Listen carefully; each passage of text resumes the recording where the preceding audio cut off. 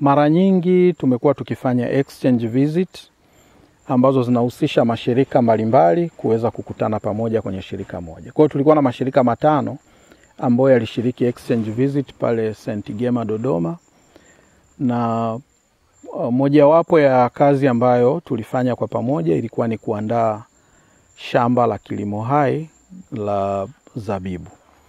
Na jambo la kipekee kuhusiana na shamba la kilimo hai hili la zabibu, badala labda ya kuandaa shamba hilo kwa namna ya kawaida ambayo watu wanachimba tu mitaro ambayo imefuata mistari, sisi tulizingatia zile changamoto za kimazingira ambazo zimekuwepo. Ili kuongeza ufanisi tuseme kwenye matumizi ya rasilimali. Kwa hiyo tulipima kontua, mistari ya kontua kulingana na nafasi ya uzalishaji wa zao la zabibu, na baadaye tukachimba mitaro kufuata kontua. Na kwa kufanya hivyo, maana yake tunajaribu kuongeza ufanisi katika matumizi ya unyevu wa ardhini.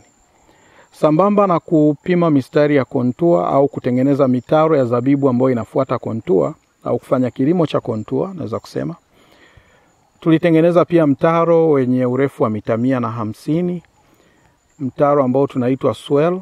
Mtaro huu ulikuwa unanuia pia kuvuna maji kutoka barabarani, kwa sababu kipindi cha mvua kuna maji mengi ambayo yanapita barabarani, wakati mwingine akiwa tukero. Na sasa sisi tukaona namna ambavyo tunaweza kuyatumia maji hayo ili kuweza kujiongezea faida. Kwa yale maji tulielekeza kwenye mtaro ambao unapita ni karibu sehemu ya katikati ya shamba, na haya maji yanapopita kwenye mtaro maana yake yanapata nafasi, kwa sababu mtaro unafuata kontua, yanatembea taratibu, kwa mengi yanapata nafasi ya kunywea ardhini, na hii inasaidia kuongeza unyevu kwenye eneo la upande wa chini la zabibu. Na hii kimsingi ni kwamba inanuia kusaidia kuongeza uzalishaji wa zabibu, kwa sababu manake mvua zinapokata unyevu unaendelea kupungua ardhini pole kwa pole, lakini kwa kutumia mbinu hizi manake tunaongeza zaidi muda wa unyevu kukaa ardhini na kufanya eneo kuwa more productive kwenye eneo husika. Mwanzoni tulipanda, nafikiri eneo la nusu eka, ilikuwa tu ni eneo la majaribio ambalo pia tulipanda kwa kufuata kontua, lakini pia tukitumia mbinu za kilimo bora cha zabibu. Matokeo ni kwamba katika kipindi cha mwaka wa kwanza tu wa mavuno, zabibu zilitoka vizuri sana. Na kipindi hiki tulianzisha eneo ambalo lilikuwa lina sehemu ya ekari 5 ambazo masista walikuwa wamepanga kuziongeza kwa kipindi cha mwaka huu. Ni yapi matarajio yenu kwa elimu pia ambayo mmewapa kwa hizi siku za karibuni? Matarajio yetu hasa ni kwamba watumie elimu hii, lakini tunapozungumzia kilimo endelevu tunasema kuna dimensions 3 ambazo ili kwa kweli kiitwe kilimo endelevu ni lazima ziwe captured. Kwa kuna dimension ya kwanza ambayo inahusiana na kuongeza tija, lakini kuna dimension ya pili ambayo ni masuala ya hifadhi ya mazingira, kufanya kazi sambamba na mazingira. Lakini pia kuna dimension nyingine ya 3 muhimu.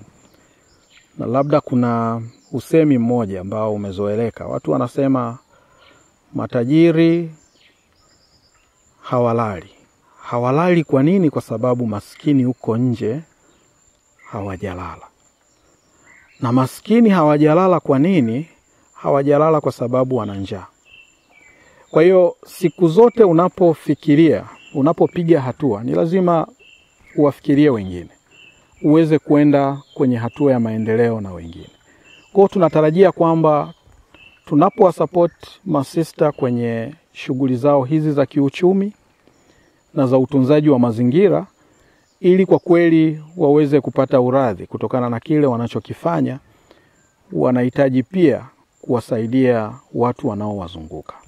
Kwa mfano katika kipindi cha wiki 2 zilizopita tumekuwa na mafunzo kwenye kituo cha mafunzo cha SAT maeneo ya Vianzi. Mafunzo haya yalilenga hasa kutengeneza mwongozo wa namna ya kuwasaidia wakulima kuzunguka kwenye maeneo ya mashirika ili waweze kutumia pia mbinu za kilimo ekolojia na kuongeza uzalishaji, kuweza kuongeza tija. Na kwa kweli lengo hasa lilikuwa ni kukuza stadi hizi za kuwezesha ili kuweza kuleta mabadiliko miongoni mwa jamii hizi. Kwa ni matarajio yetu kwamba mwongozo huu utasaidia mashirika mengi kuweza kuwafikia wakulima wengi wanaowazunguka maeneo yao, na hivyo pole kwa pole kuibadili dunia au kuweza kubadili dunia kupitia kilimo ekolojia. Changamoto ambazo pengine mnakutana nazo pale ambako mnawaalika masista katika kushiriki warsha mbalimbali? Ya changamoto ambayo tunakutana nayo labda kubwa ni mwingiliano wa ratiba au tofauti ya ratiba. Kwa inawezekana kabisa ikawa shirika moja liko tayari kwa programu fulani, lakini shirika jingine ratiba yao kidogo imewabana kwenye programu nyingine za shirika. Labda hii inaweza kusema ndo changamoto kubwa, na labda tunachojaribu kukifanya ni kwa kadri inavyowezekana kuharmonize hizi ratiba ili angalau watu